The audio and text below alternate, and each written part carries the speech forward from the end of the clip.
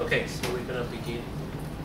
Okay, so this is the end of week 3, or towards the end of week 3. So we have a number of things to talk about. But let me start off with your questions. Do you have any questions for me, either from the lecture or the lab or online homework?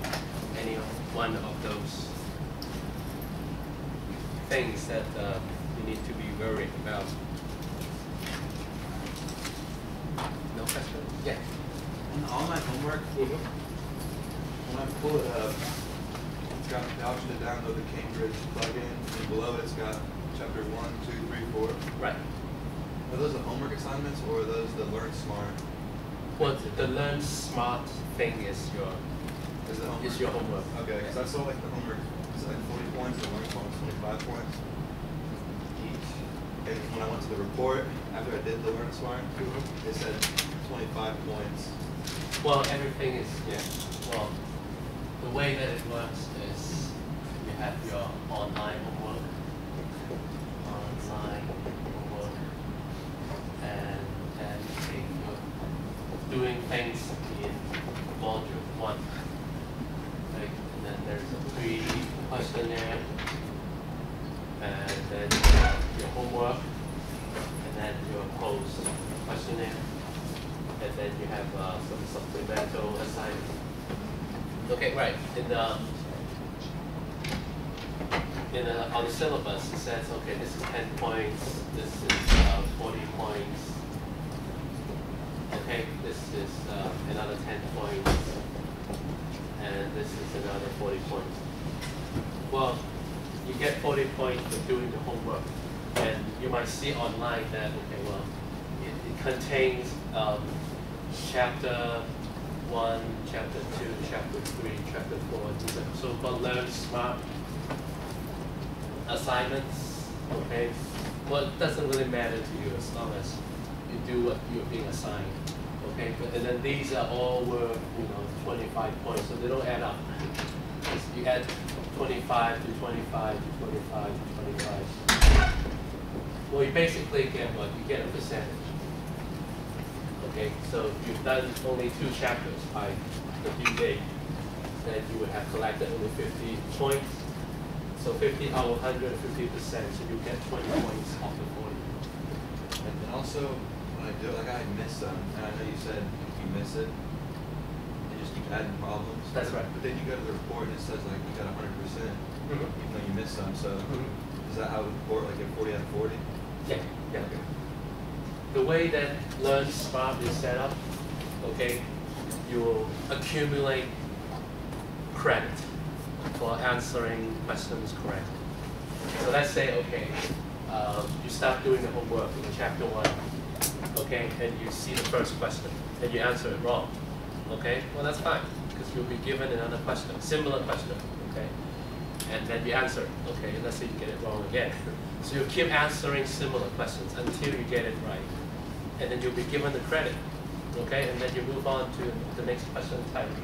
So what it would say online is basically you have to answer 15 questions correctly. You have to accumulate 15 correct responses. And you don't get really a deduction for every question you answer incorrectly. So you just say, okay, you can always check your progress. It would say, okay, so far you answered only 5 questions correctly, out of however many you've seen already.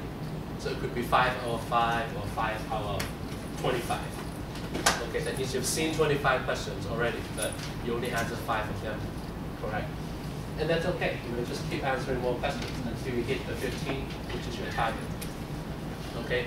And then of course that way you are trying to sharpen your skills. You're not really just gambling with your chances.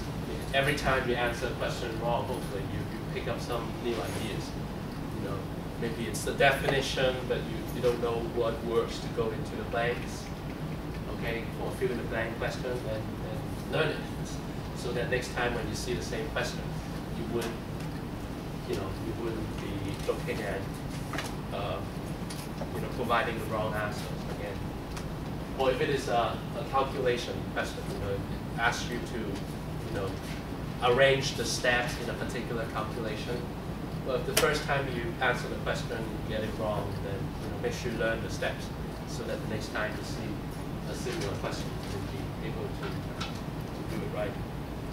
Well, at least for this module, okay, you'll be expected to complete chapter 1, 2, 3, and 4 by next Monday at noon, okay? And if you have classes in the morning, then you better get it done before you show up on Monday to your classes, okay?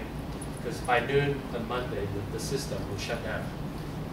As far as, these 4 chapters, okay? And then you will not be able to do the homework after the noon due time, okay? So you better watch out for that.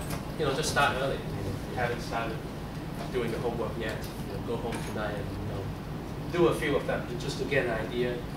Start with chapter 1, get an idea how much time it takes for you to go through so many problems.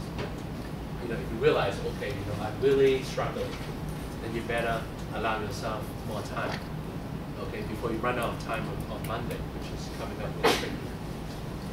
Okay, any questions about this or anything else? Okay, so I'm assuming that you're making progress, all of you, okay, including those of you who are not here today, are making progress doing the online homework, okay, for all these chapters, 1, 2, 3, 4. They all count as part of the homework in Module 1.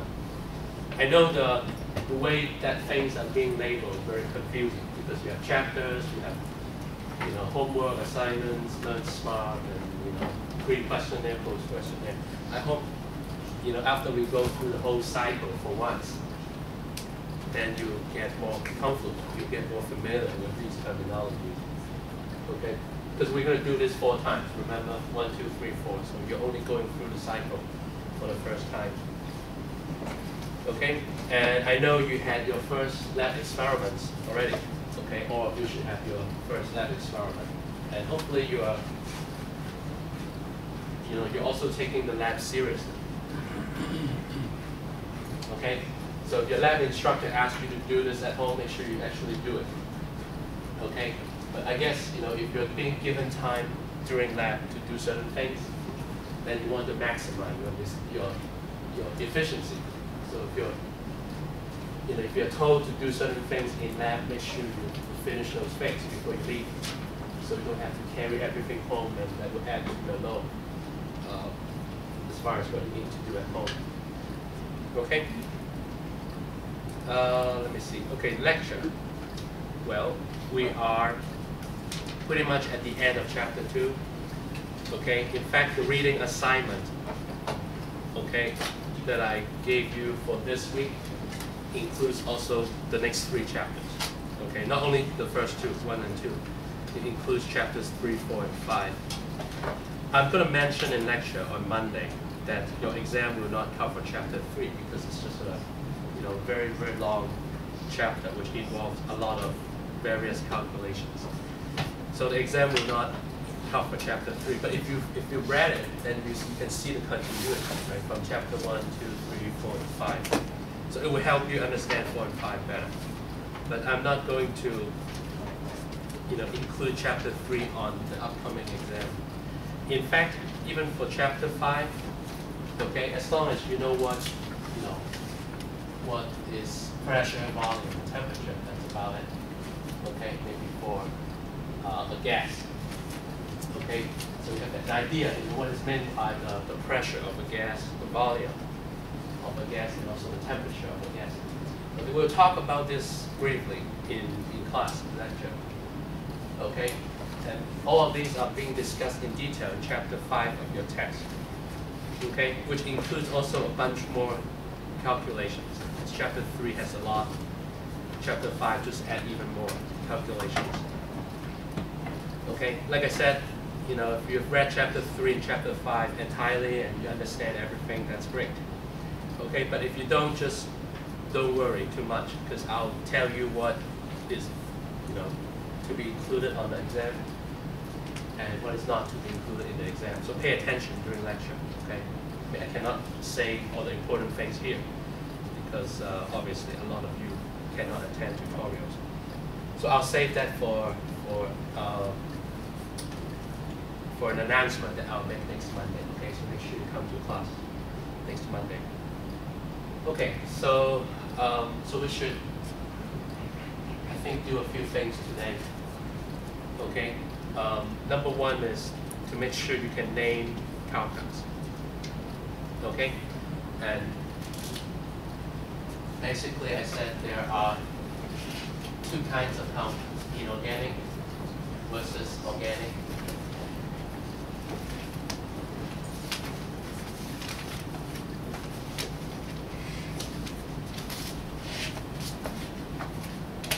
Okay, and if you ask someone else if there is another kind of compound, of course there are other kinds of compounds. Okay, these are very general terms that we use to kind of separate out two main groups of compounds. If you actually look very closely, of course you're going to see other kinds of compounds that are kind of in between the two, really. Okay, maybe there's something which is really out there, but okay, what is more often is that you're going to see compounds that kind of it's in between. It's organometallic. Okay, so it's part organic, part inorganic. Okay, in that case, we understand that these are just very general terms, and they're not meant to be, separating all the compounds into only two categories. These are just general references we use to describe various compounds. I mean, without these, okay, we don't even know, okay, whether a compound is this or that, which is going to make us, which is going to make the task of having to name a compound even more difficult. Okay, so I said, all right, so you have two different kinds of compounds: organic versus inorganic, and the organic compounds are basically what? Carbon base, right? Carbon base.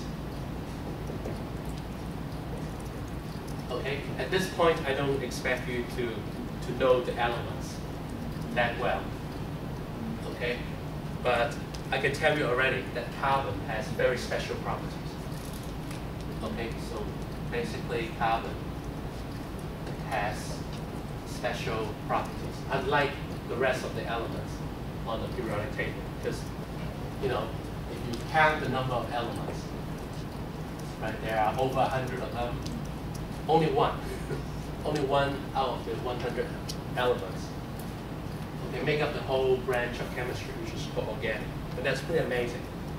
Right? So carbon must have some really special properties, which we'll talk about later. And if you're going to take organic chemistry, of course you're just going to spend the whole year looking at these carbon-based compounds.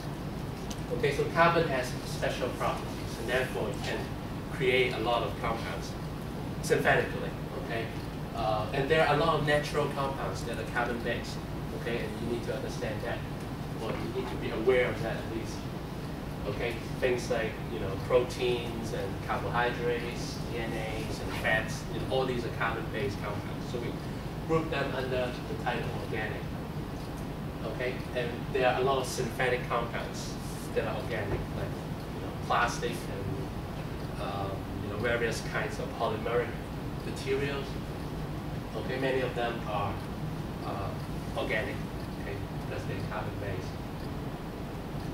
So, what about these inorganic compounds? Okay, well, they're non-carbon-based. Okay, and I just listed in lecture a few categories of inorganic compounds that I expect you to know. Okay, what is one of these categories? Can you just go back to your lecture notes and tell me? There are only 3 kinds of inorganic compounds I asked you to learn.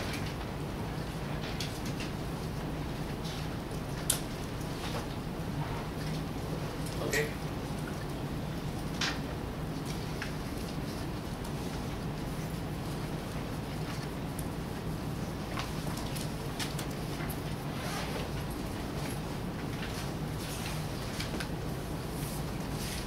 Well, your book does not have a cover, does not have a chapter, which is entitled Inorganic Chemistry. I don't know, maybe the information is not, is there a chapter which is for inorganic chemistry? No? Yeah, because the chemistry is being discussed everywhere, so there's not really a place where only inorganic chemistry is discussed. Okay, yeah, that's good. That's a good start. Right.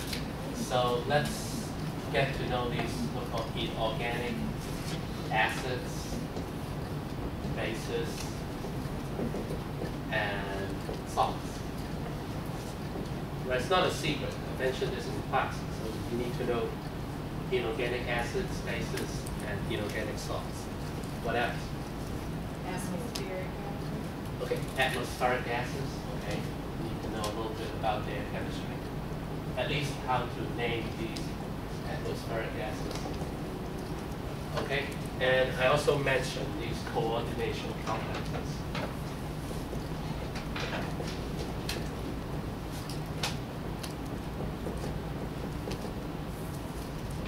Okay, so their names will come up. Okay, like at some point you're going to see, okay, well, this is the name of a coordination complex. Okay, so you need to know, okay, why is it a coordination complex, and why is it named as such? Okay, what are some of the general properties of these coordination complexes? Okay, but as far as your first exam is concerned, I would say, just worry about these two. Okay, the atmospheric gases.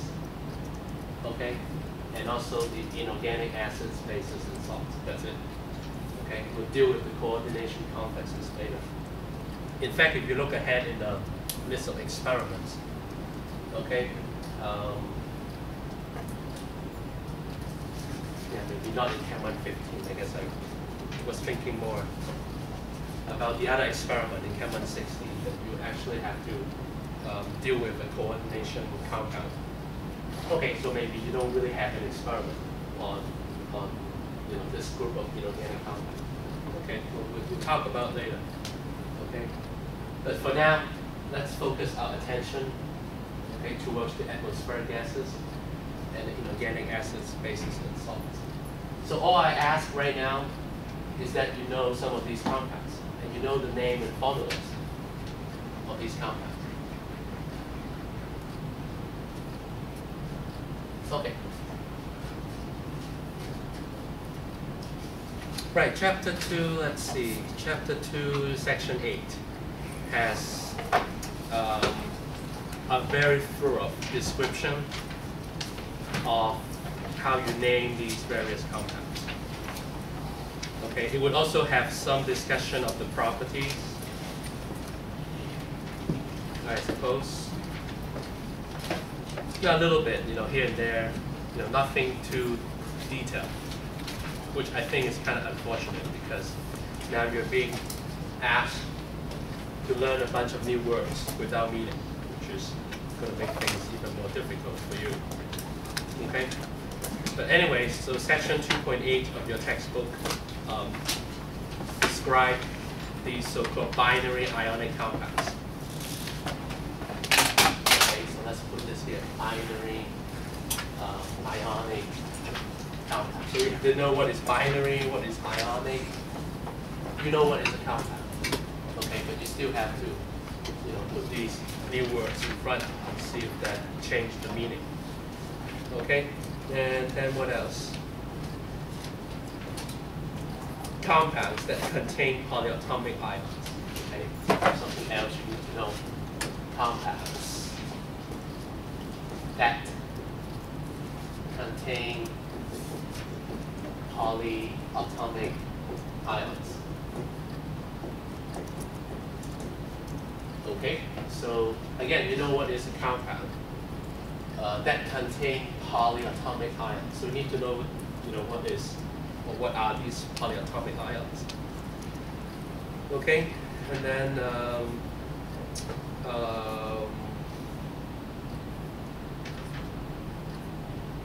at some point it says acid names from anion names. Okay. Well, just names of acids. Acid. The acid names.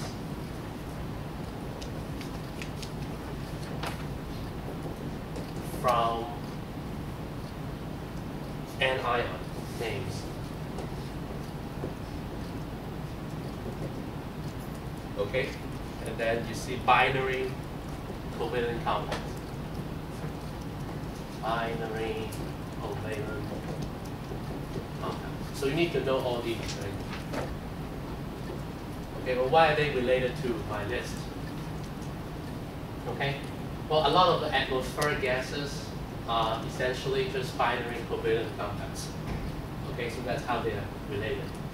Atmospheric gases.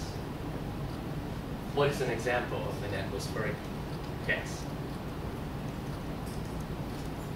Which is a compound, right? You know, oxygen is not a compound. Oxygen is just an element. Even though you see O2, that means there are two oxygen atoms bonded together, like this. Okay. Well, later on you're going to learn about structure, and you will need to know. And by then you will need to know exactly why there is a double bond between the two oxygens. But for now, you know, as long as you know, okay, well, this is O2, but still there's only one element, so this is not a compound. Oxygen is not a compound, it's an element.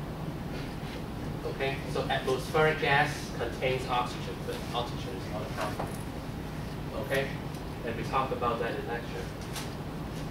Same for nitrogen, right? Nitrogen is N2, but nitrogen is only an element, it's not a compound. So what are some examples of atmospheric gases that are binary covalent compounds?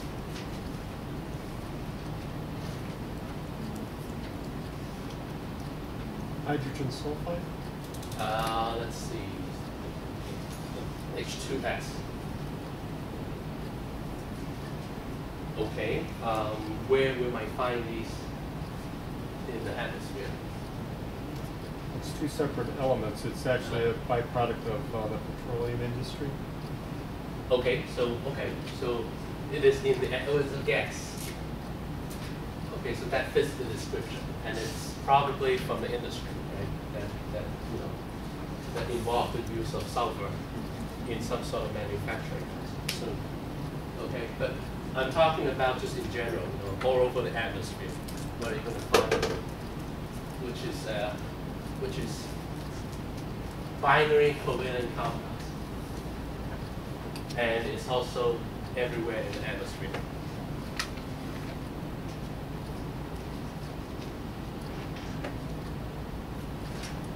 Well, something like water, you know, water vapor.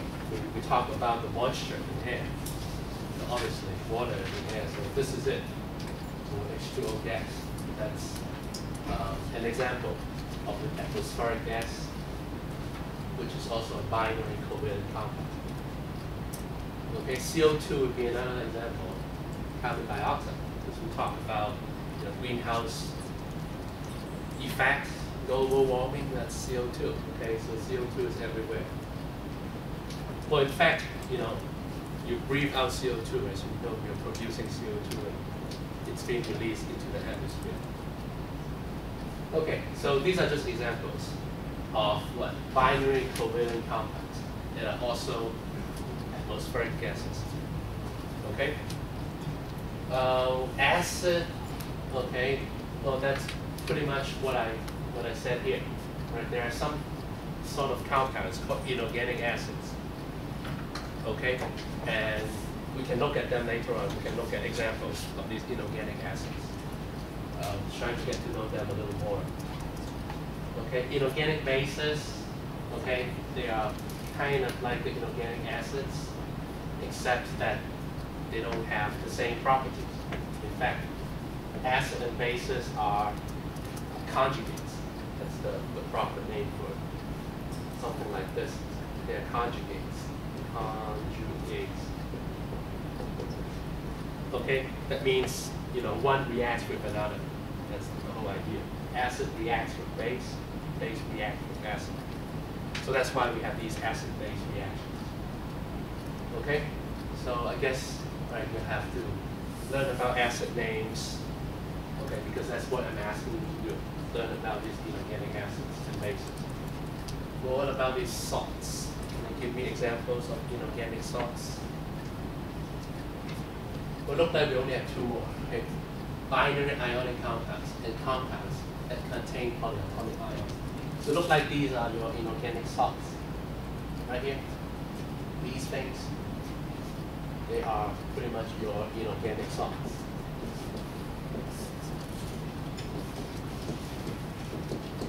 Well, can you give me examples of inorganic salts? Sodium chloride? Yeah, sodium chloride, yeah. Okay, sodium chloride. NaCl. Okay, that's an inorganic salt. Can you give me a couple more? Calcium chloride? Yeah, someone else. Give me a couple more examples of inorganic salts. Or something you find in your home. Item. Yeah, iodine. Well, let's see. Potassium iodine. How about that? Ki, potassium iodine. Okay, that's yeah, that's an inorganic salt. One more.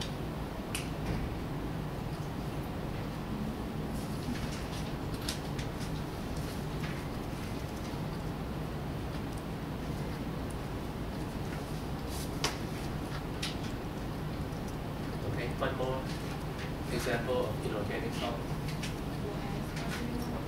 What aspartame? Aspirin, you said. Aspartame. Aspirin is actually organic. Aspirin is organic. But good guess. Sodium iodide. Okay, sodium iodide, yeah, sure. Sodium iodide, NaI. That would be an example. Okay? Right. Well, there are, of course, many more examples. I'm not saying these are the only ones that you need to know. There are many more examples of inorganic salts. Inorganic salts.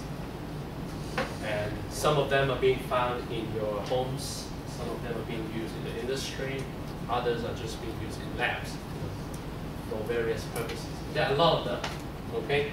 But your textbook basically, categorize the inorganic salt by these two, titles. One is called binary ionic compounds. The other one's called compounds that contain polyatomic ions.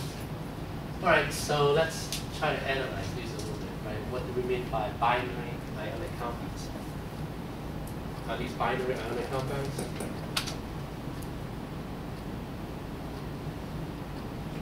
Well, take a guess. Do they look like binary ionic compounds?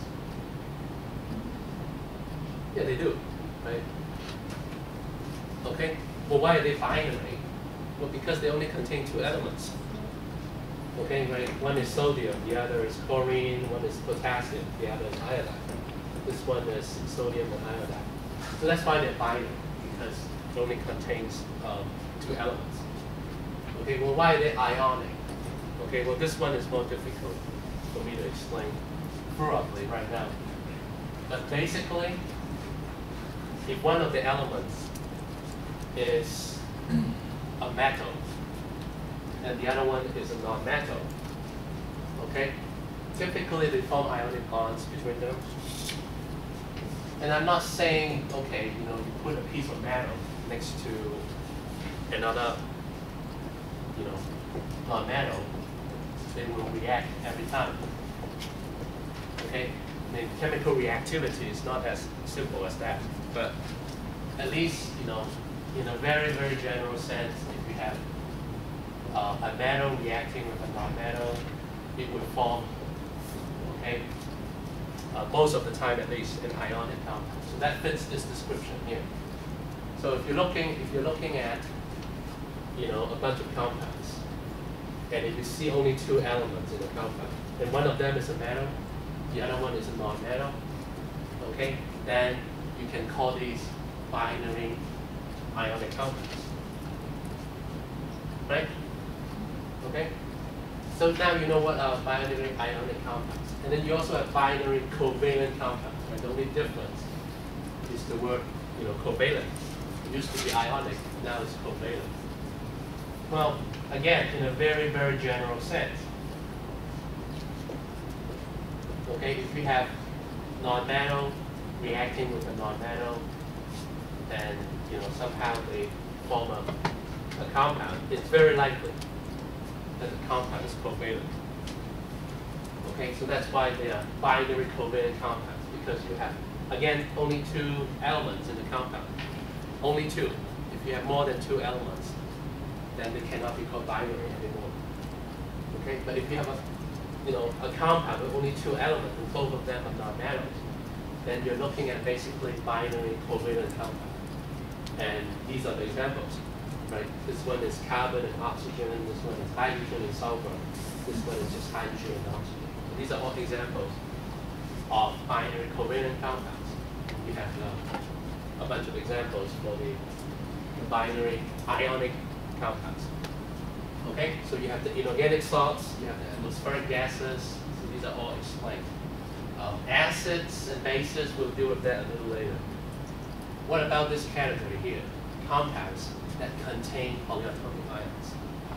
Okay, so what are these polyatomic ions? Where do they come from?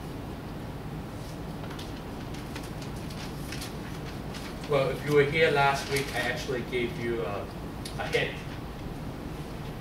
Okay, so let me erase this.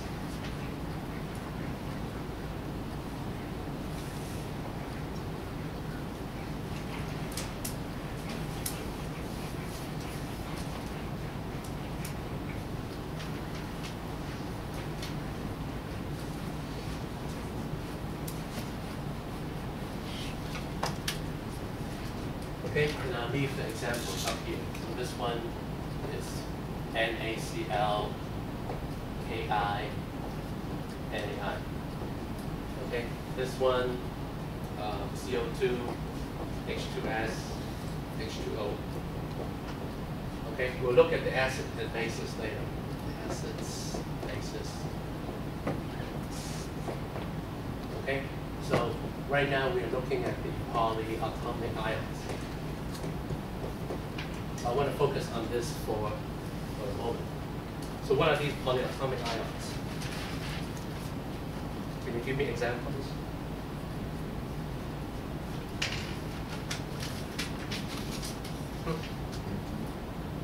No, N2 is not an example of polyatomic ion. Ammonium is, okay, that's good. So ammonium is NH4+. This is for ammonium. Okay, are there other examples?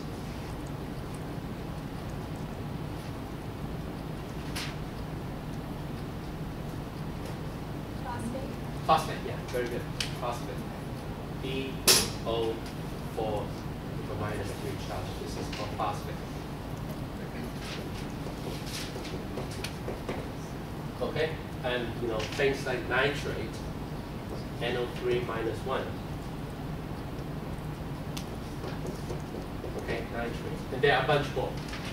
Okay, in fact, I said, look at your textbook. Okay, it's basically, let's see, table 2.5, right? I mentioned that last week.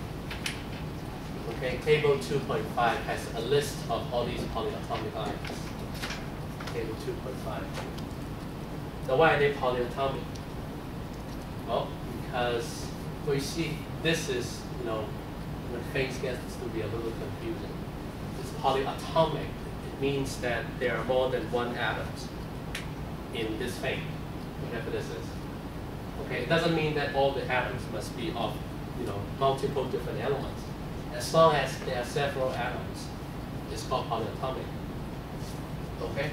Unlike here, when you said, it's binary, you need two different elements.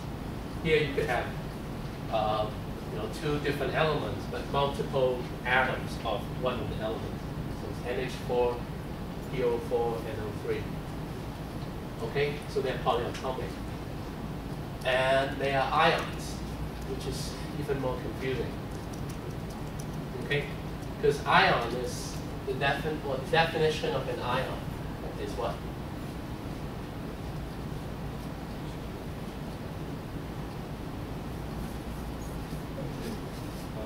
Positive or negative charge. Something with a charge, that's right. Okay, something.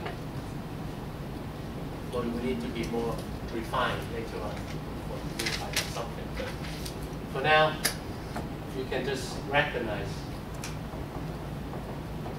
whatever that something is which has a charge, it can be called an ion, or can be referred to as an ion. So obviously all these things have charges, right? NO3 is not just NO3, NO3 actually has a charge. So that's why it's called polyatomic ion. Okay? Because it is polyatomic and it is an ion, so it's a polyatomic ion. Same with PO43 minus. Okay? This one, NH4 plus, also same thing. And you may wonder, okay, well, how does it work? These various polyatomic ions. Okay, so let me draw one of them for you. The NH4, for example, look like this.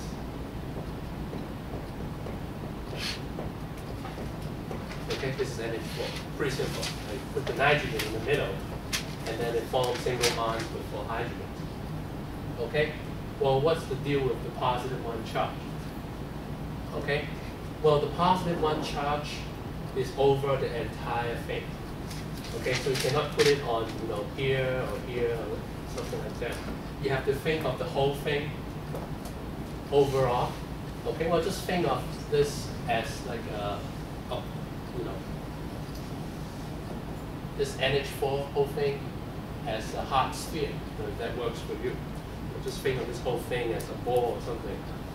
Okay, and the charge is over the entire object. Okay, so that's why we actually put the charge out here instead of on one of the atoms in the structure. In the way that we write the formula, I mean, we could have put, parentheses charge like this, but typically we don't. So that's why in the book, you will see NH4 and just a superscript positive 1 that indicates that this whole thing has a positive 1 charge, but it's over the entire ion. It's not specific to a particular element in the structure.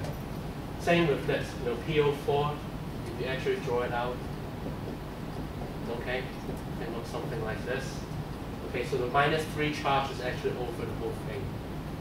Okay, it's not specific to a particular part of the ion. Okay, well, unfortunately, there's not much you can do right now other than to memorize, okay, the names of these various polyatomic ions.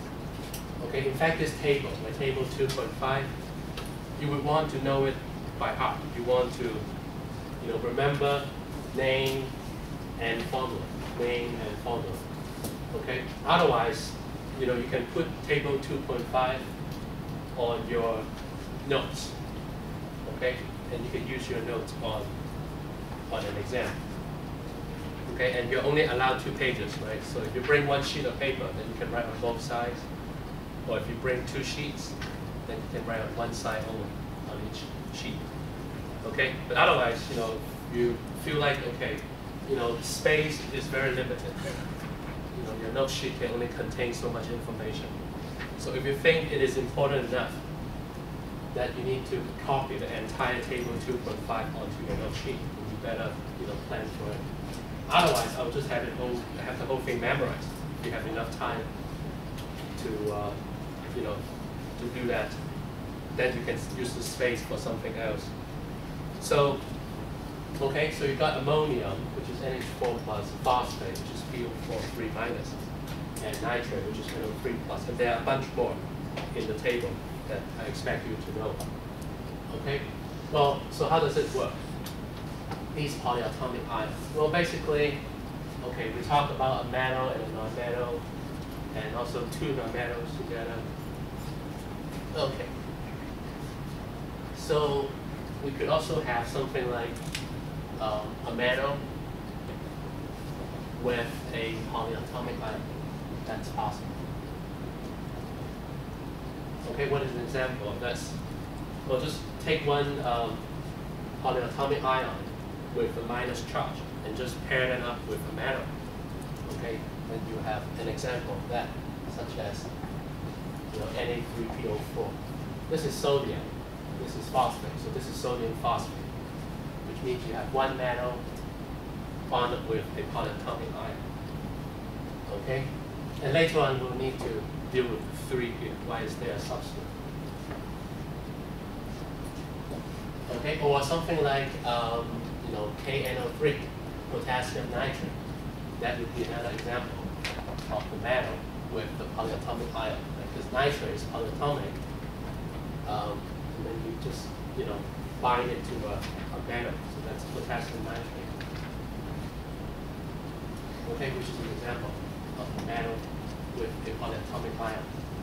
Then of course you could have a polyatomic ion with a non-metal. It depends on the charge, right? Because metals are positively charged and non-metals are negatively charged. Not that because they're naturally charged. Okay? If you grab pure sodium is actually not charged. It's zero, has no charge. But okay, you can make Na plus out of Na. And it's actually very easy to do. Okay, just make Na plus from Na. Okay, very easy to do. Because all you need to do is to throw the sodium in water, and then you'll be making a bunch of Na plus. Okay, so let's assume for the moment, right, that you can make these positive charged ions from metals, okay, from metallic elements, pretty easily. Okay, but is it just as easy to make this, to make Na minus? Well, the answer is no. Okay, and that's what I'm talking about when I said metal typically have positive charges. I meant it's very easy to make this, to make a positively charged ion from a neutral element of metal. Okay, but it is almost impossible for you. Well, it's not impossible. I can make it happen, but it's very difficult. So I would say in general, okay, metals just don't make negatively charged ions. Okay, and you can use that as your assumption. Right? So metals form positively charged ions, and they're called cation ions. Right? So I'm once again throwing you new vocabulary. So positively charged ions, they're called cation ions. Positively charged ions, they're called cation ions, C-A-T-I-O-N. Have something to do with the word cathode. Cathode is the positive electron. So cation ion is the ions that are, let's see, cathode. No, cathode is the negative electron. That's why the cation ion, which is positively charged, they're attracted to the cathode. But anyway, so it has something to do with electricity, positive, negative charges, and so on. So okay, so you have a new word to learn. Okay, cation ion, and the negatively charged ions, they are called anions. Negatively charged ions, okay, they are called anions. And it has something to do with anodes, right? Cathodes and anodes, the two terminals of the battery. So this has everything to do with anodes. So that's why, because the anode is the positive electron, right? So the anions are attracted to the anode, so that's why they're called anions. But they're actually negatively charged. Okay? So basically what I'm saying is metals, they like to form cations. So that's why we think of metals as typically positively charged.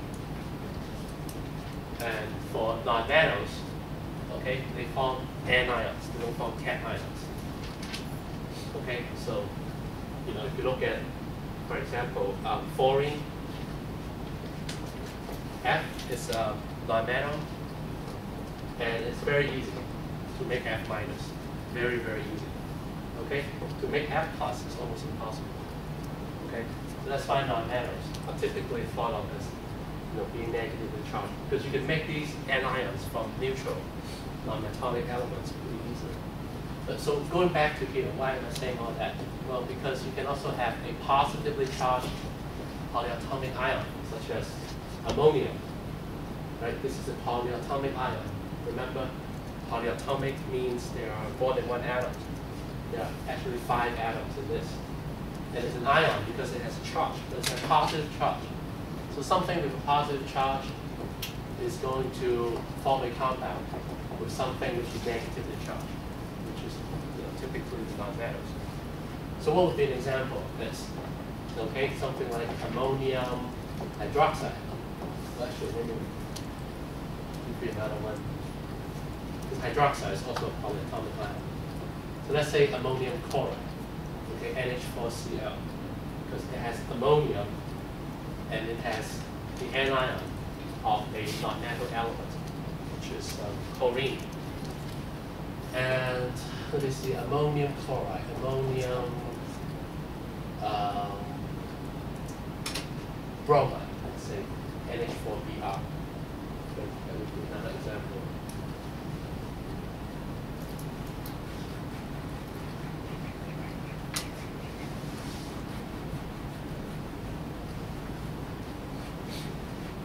Okay, and of course you can have also polyatomic ion with polyatomic ion, which was the example I tried to give before. So you could have ammonium hydroxide, NH4OH. Okay, because NH4 plus is ammonium. OH minus is called hydroxide. So the two form a compound is called ammonium hydroxide. And basically, you would have 2 polyatomic ions, one with a positive charge, the other with a negative charge, and they form a compound together. Okay, this is the ammonium ion. This is the hydroxide ion. All these are in the table. Okay, I have them all memorized because I've been looking at the table for years. Okay, you only have days. You only have days to get to know the table. Okay? So you have to do something that's good for you. Either you're going to spend a lot of time in the next several days memorizing names of these polyatomic ions, or you just have to copy the table, table 2.5, copy that onto your note sheet so you can actually look at it on the exam. Okay, so we learned quite a bit already, right? We know that we're only going to focus on inorganic compounds, right? And we have the binary compounds. This is binary ionic, binary covalent, okay? And we could have something involving a polyatomic ion. And of course, we also have these acids and bases. All right, so let's get a few examples of acids. Okay, what are some examples of acids?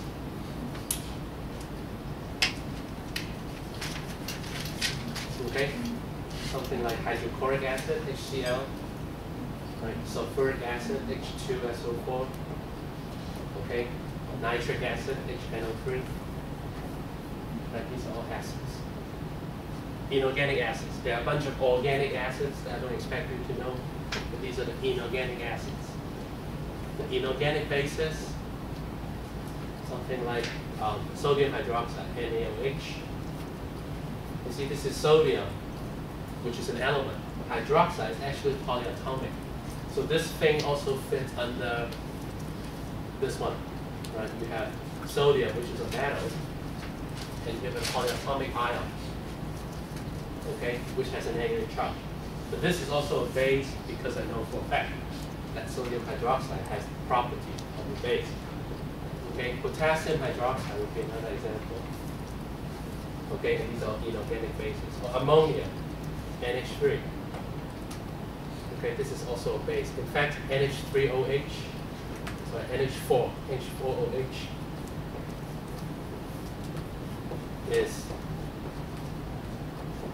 the same compound as NH3.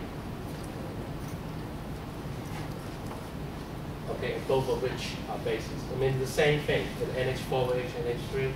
Because the idea is if you throw ammonia in water, which we do a lot of the times. Then you form NH4OH. You just combine everything together. NH4, because you have 5 hydrogens.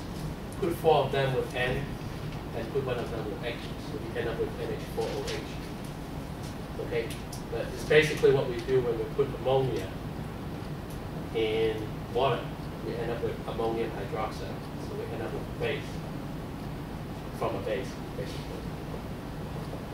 So it's a lot of chemistry.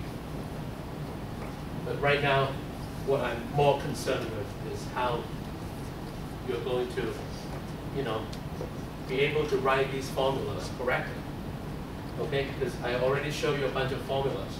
Okay, how do you make sure that you know how to write them properly? Okay, and not only that, what if I give you the formulas?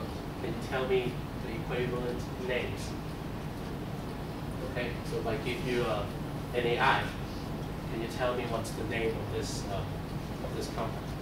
Because I only provide a formula, and I'm going to ask you to give me the name. Okay, so are you ready to do this? Right, so remember, there are only several kinds of inorganic compounds I'm asking you to know. I'm not asking you to learn everything. So just metal with non-metal, non-metal with non-metal. Okay, metal with polyatomic, polyatomic with non-metal, or polyatomic with polyatomic.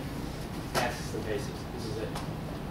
Okay, this is everything that I expect you to know.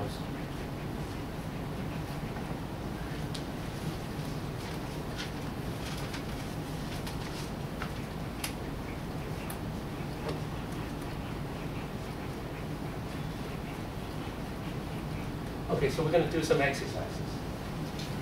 Okay, so I'm going to start off with the, let's see what is a good idea. Okay, let me start with the names.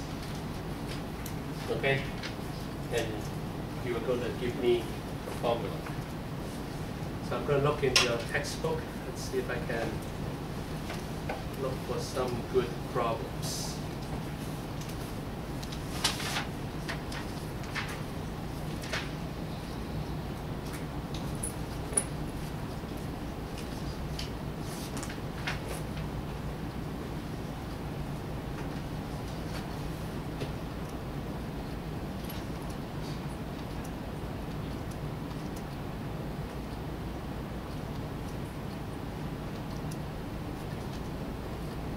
It's very funny because you would think that exercises of this sort will be everywhere in your book.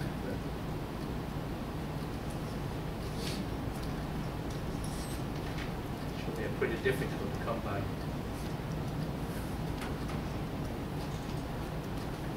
Okay, well, we'll just make up some and go from there. Alright, so let's start with this one, sodium oxide. Sodium oxide. Okay, so this is the name. What you need to do is to write me the formula. Can you do it? Sodium oxide is, it's inorganic, right? I wouldn't trick you, I wouldn't give you an organic compound, I expect you to name it, to write a formula for it. So this is binary because you have sodium, and what you have to know is oxide one of the polyatomic ions. Okay, it is not. How do I know? Because I know this. IDE. Okay, all the polyatomic ions are either ATE or ITE. Okay, except maybe for a few like hydroxide. Okay, this one is ITE, but most of them are ATE, like phosphate, nitrate, sulfate. Okay, all these are ATE, and then you get a bunch which is ITE, sulfite, chloride. Okay, except for a few, hydroxide, which ends in ITE. But otherwise, this one, OXIDE, is not one of the polyatomic ions. Check table 2.5, it's not one of them. So you have to think, well, okay, this looks like a binary ionic compound, right? Because this is a metal, and this is a non-metal. I mean, it's not a polyatomic ion, so you have to guess, well, where does this come from? You know, oxide. Well, it comes from oxygen. Okay? Because there's not another element that begins with these letters. There's just not another element. Okay? So oxides, you know, basically the element oxygen. So you have sodium, Na, and you have oxygen, O. Okay? So it's the correct formula, NaO. Maybe. Okay? Maybe. Let's check. Okay? We need to balance the charge. Okay? Because not everything has the same charge. Like for sodium, what is the charge on the sodium ion? It's +1. Right? Because if you look at the periodic table, you have group 1A, 2A, 3A, 4A, 5A. Ignore the B because, you know, we'll focus on the A groups right now. There are also B groups, but they're not important for now. Okay, and the line is somewhere around here, where you see the stairs that separate the metals from non-metals. Okay, so I said already the metals are positively charged when they form a cation ion, or when they form cation ions, they have positive charge. So it's +1, +2. Okay, and this is difficult because boron is a semi-metal. Okay, the next one is aluminum, which is a metal. And if you're looking at aluminum, the charge on aluminum is going to be +3. Okay, so boron is a non-metal. Okay, and in fact, if boron forms a covalent compound, it would not have a charge, so you don't have to worry about the charge of boron. So here, group 4, you have carbon, which is non-metal. You have silicon, which is also non-metal. Okay, so the next, the first metallic element is actually germanium. Okay, germanium, tin, lead. Actually, you don't have to worry about these. They're pretty rare. Okay, maybe not tin, but tin is it's called a transition element. Okay, so I'm not going to trick you with the transition element. So let's say, okay, well this group, don't worry about it. Group 5, okay, the charge is actually -3 on the non-metals. So you've got nitrogen in group 5, okay, phosphorus. These are all non-metallic elements, and they receive the charge of -3. Okay, and then it becomes smaller. For oxygen, -2. Sulfur, oxygen, -2. And then group 7, A is -1, and then group 8 is 0. And this is in fact a group called noble gases.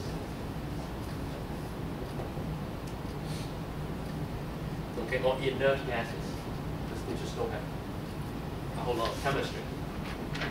And things like helium, or argon, or radon, these are pretty inert gases. So not inert gases. Inert gases. All right, so what's the whole point? Well, all I'm saying is there's a whole lot you need to know about the periodic table. Okay? And this is how it works. Sodium, when it forms an ion, it's a +1 ion. And oxygen is in group 6. Okay, when it forms an ion, it's -2 ion. Oxygen is right here. Okay? And when we write the chemical formula, when we try to write the chemical formula correctly, we need to account for charge balance. Because we don't want to end up with a formula that implies a charge. Okay, unless we really wanted to, unless what I really want to make in my lab is Na plus, NaO minus. Okay, if you don't imply that, if you don't want to make something with a charge, which most of the time you don't, then you have to balance the charge. So how many sodium ions do I need to balance the charge and oxygen? Yeah, 2 sodium ions. So 2 Na to go with 1 O. So that's why it's Na2O, because it's 2 of the sodium ions to balance 1 oxygen. Okay, and the 2 is not really put in front of Na or used as a superscript. It's being written as a subscript. Okay, and it's being understood that, okay, that means I need 2 NAs to go with 1 oxygen to balance the charge. And therefore this compound will have no charge. Okay, so let's see if we can do another one.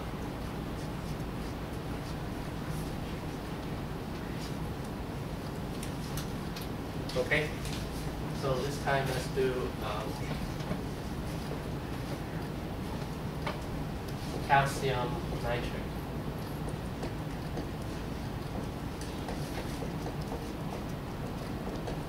Okay, calcium nitrate. Here's the name. What is the correct formula? Okay, and you got to do this seriously. Right? This, you cannot just guess. You have to, apply the principles as accepted in the, chemistry community. Okay, you cannot invent your own rules, because that's not how we do science. We already agree on doing this when chemistry is established as a scientific discipline. So we have to follow the rules. So what is the proper formula for calcium nitrate? Okay, binary. Okay, but this one is a polyatomic ion. Okay, so how are we going to take care of that? Okay, it's nitrate with calcium. Okay, so if you recognize calcium as an element, then you write Ca for calcium. And you look in the periodic table and see calcium in group 2, so it's Ca2+. Okay, don't put the 2+ on the formula. Okay, it's only for your own reference that calcium has a positive 2 charge. Nitrate is a polyatomic ion. Okay, the more you hear about them, the more you're gonna remember. So NO3 minus is for nitrate. Okay, so at least we get the basics, right? It's basically a metal with a polyatomic ion. So how do we balance the number of each? Okay, based on the charge. We need more of which? Nitrate. Yeah, we need more nitrate. Right? Because calcium is positive 2. We need 2 nitrates to go with 1 calcium. So the correct formula is Ca, and then you put, parentheses over NO3, and you put the 2 outside of the parentheses. Okay, to indicate that you have 2 nitrate ions to go with 1 calcium ion. Okay, so let's try another one.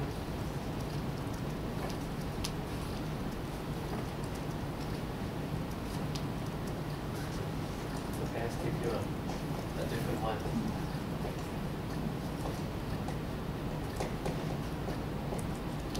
Carbon monoxide.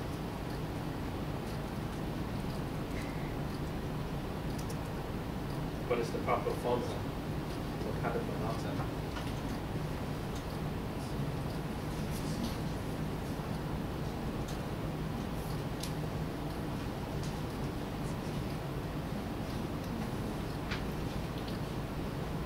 Okay, well, first of all, right, you see carbon, you see, oxide, so it's carbon with oxygen, okay?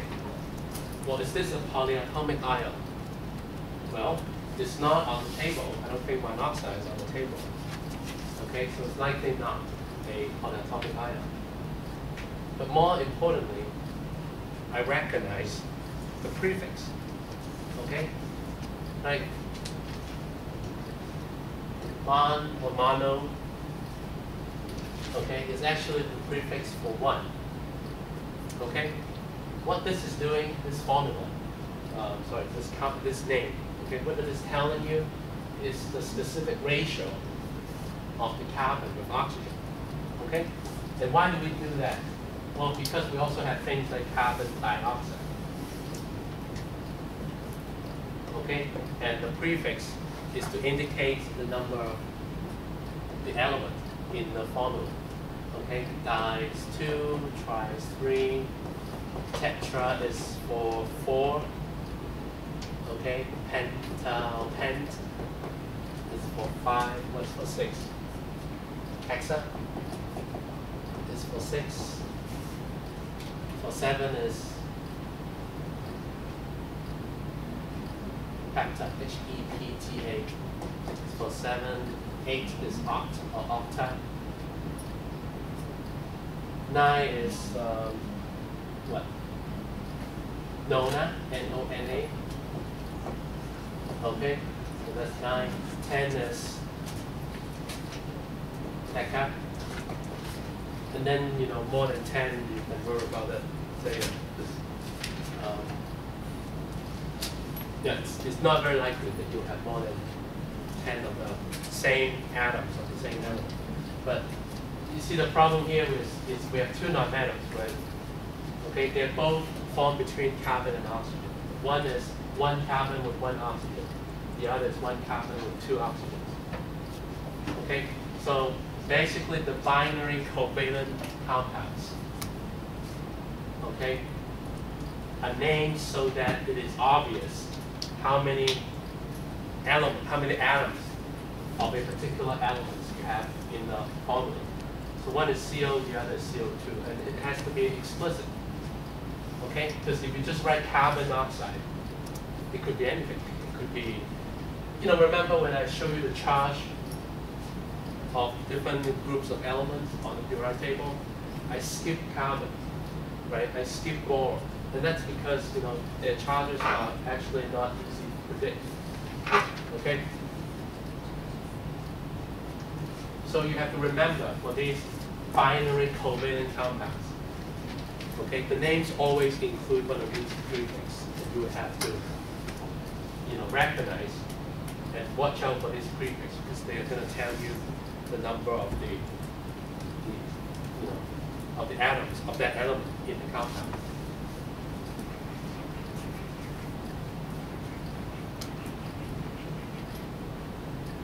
Okay, let's see if we can do this one. Aluminum phosphate. Okay, so I give you the name, and you have to give me the correct formula.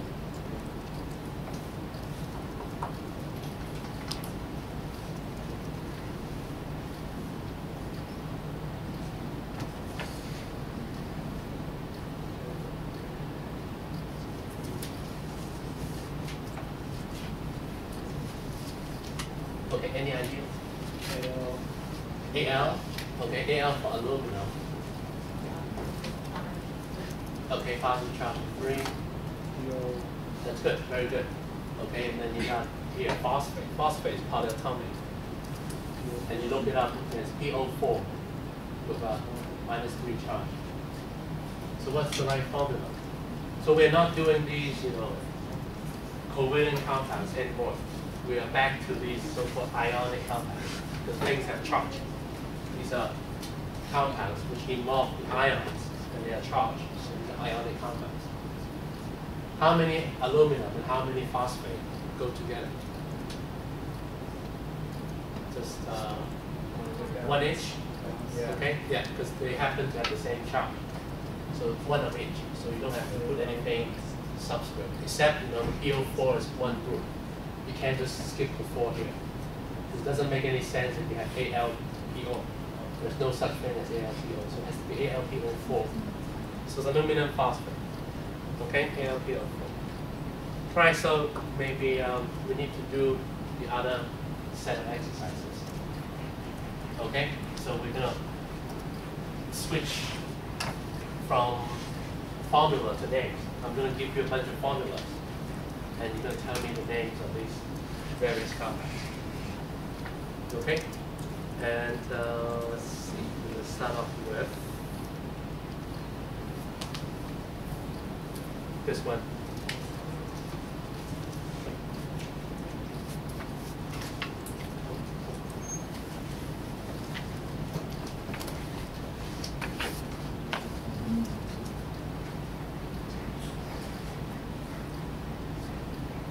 Okay, try not to guess, right? Try to give yourself a little time to think about, okay, what kind of inorganic compound is it? Is it an acid?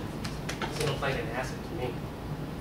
Okay, because an acid would be, something that begins with the H and then you have, the rest of the formula. So this does not look like an acid to me, and it doesn't look like a base because it's not one of the inorganic bases.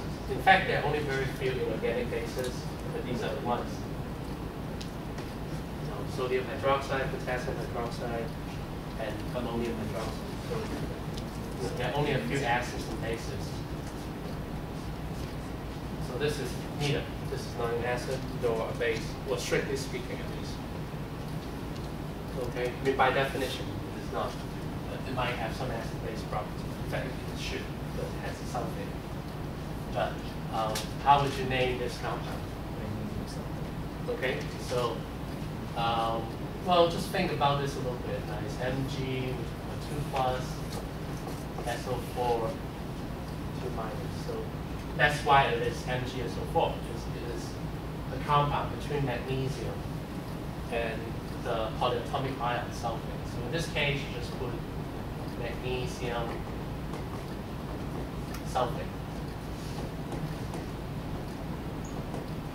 Okay, magnesium sulfate. That's it.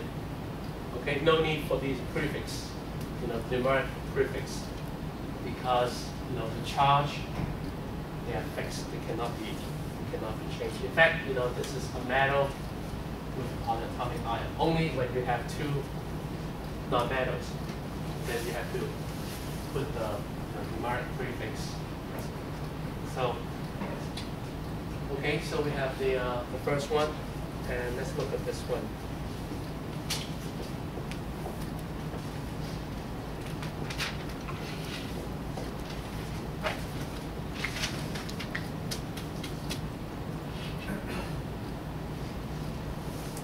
Okay, well, this one is actually very similar to the previous one.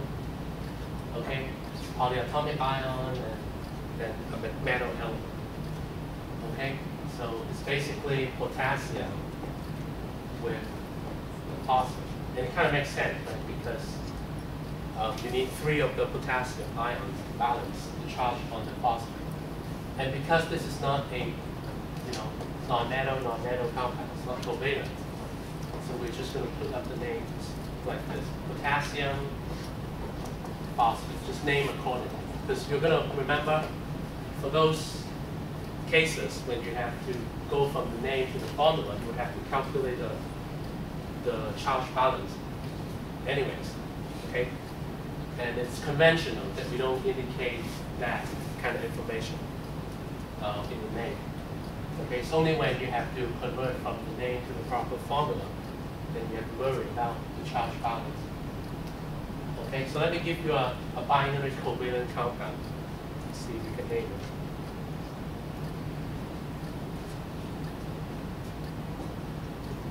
This one.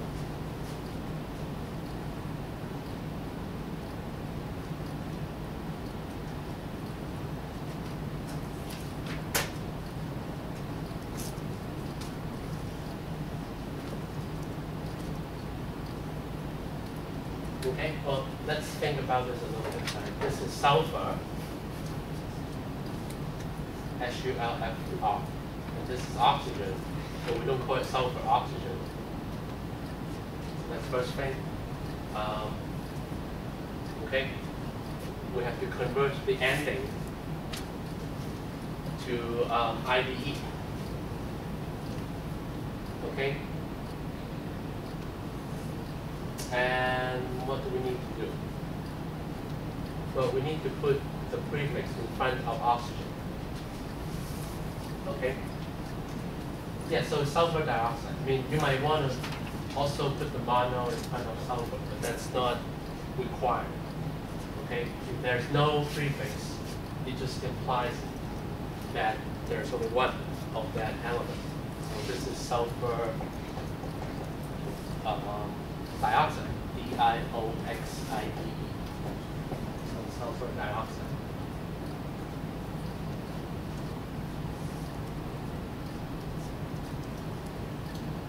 Okay, well, like this one.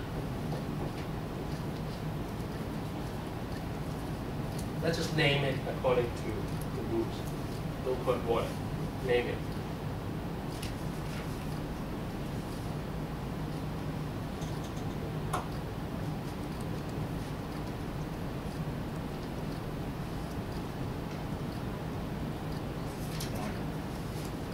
Yeah, don't put water. It's just, I know it is water. Well, the subscript here applies to hydrogen, not oxygen. So what should we call this? No, it's dihydrogen oxide.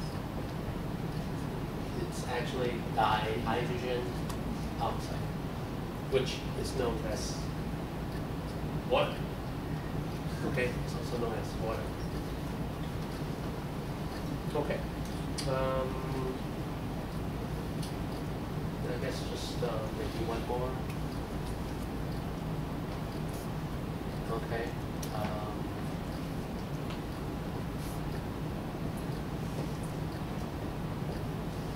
This is how it goes. CA3N2.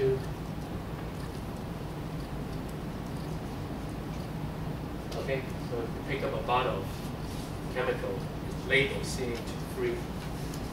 What is the name of this compound? And what kind of compound is this? Okay, well this does not look like the polyatomic thing, where it's not like phosphate or sulfate. Yeah, so this is binary ionic, okay, with the metal being calcium. And you know calcium is positive 2. Well, it looks like we have only the nitrogen, okay? And nitrogen is -3. So that's why when I work out the formula, it's 2 of these to go with 3 of that. Because it's, I need 2 nitrogen and 3 calcium, so CH3N2. But as far as naming, what are we going to call this? Okay? So in this case, because it's not one of the, covalent compounds, it's not one of the binary covalent compounds. Okay, as long as you're pretty clear about the charges, okay, don't use any of the numeric prefix. Okay, so all these charges are well understood by people. But, as far as, carbon dioxide or carbon monoxide, that's the only cases when you have to use the numeric prefix. So here, just, go with calcium. What are we going to call this?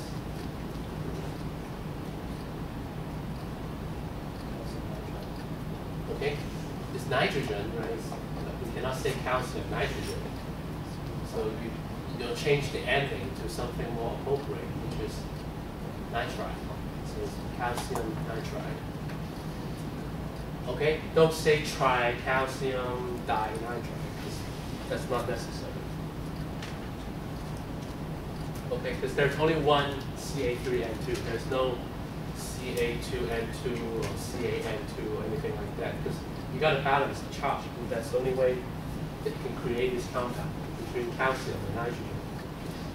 Okay, whereas here, you know, SO2, SO3, all these are possibilities. CO, CO2, CO3, okay, or NO, NO2, okay, N2O5, all these are nitric oxides, NO3. Okay, all these are nitric oxides, and therefore, you know, we need the numeric frequencies. Okay, so your job at home is to, when you go home tonight, is to, you know, first of all, do the online homework if you haven't done so. Okay, you know, look for chapter 2. For chapter 2, we'll have some of these naming exercises. Hopefully.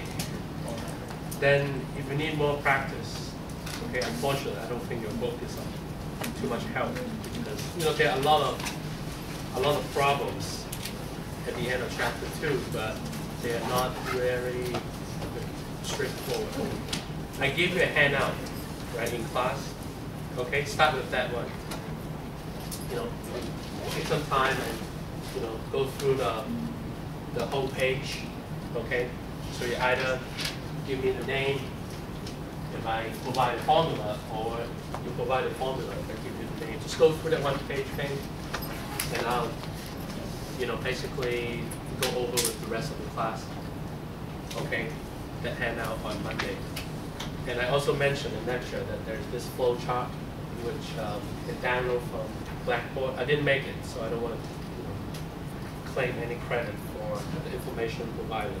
But if this thing, you know, helps you, you know, keep track of, you know, names and so on, then use it. But otherwise, you don't have to, you know, you don't have to use it. Okay, so I'll, you know, ask you to please to sign your name on this sheet of paper.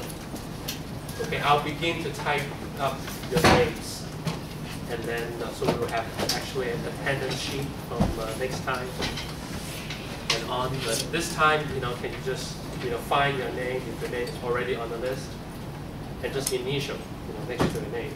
So if you came during the first week and you came last week, which means you have one initial already, then just put one more initial next to your first one. Okay. If the name is not already on the list, just add it to the end of the list. The next week I'll have a typed attendance sheet, so you can just you know, check off your name on the attendance sheet. Okay, so good luck with these names. See you next Monday in class.